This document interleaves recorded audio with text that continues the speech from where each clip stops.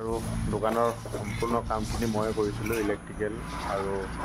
টাইলছৰ মিস্ত্ৰী মই লগাইছিলোঁ ফাৰ্নিচাৰ মিস্ত্ৰী বেলেগ আৰু লুকটো কেনেকুৱা লাগিছে ক'ব ধুনীয়াকৈ আৰু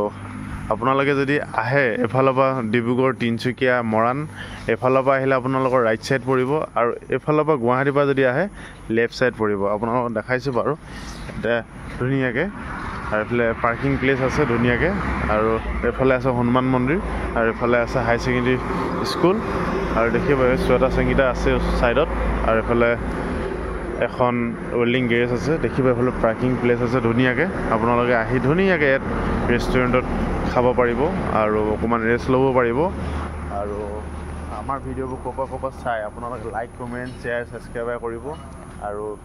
লাইক এটা দিব তেতিয়াহে আমাৰ কাম কৰি ভাল লাগিব যিহেতু এতিয়া আমি ৰাতি দিন সমান কাম কৰি আছোঁ আৰু আপোনালোকে যদি আহে তেতিয়া মোৰ পেজত কণ্টেক্ট নম্বৰটো দিয়া আছে যদি আপোনালোকে কিবা অসুবিধা যদি হয় তেতিয়া ফোন কৰিব মই আপোনালোকক লোকেশ্যনটো পঠাই দিম আৰু ধুনীয়াকৈ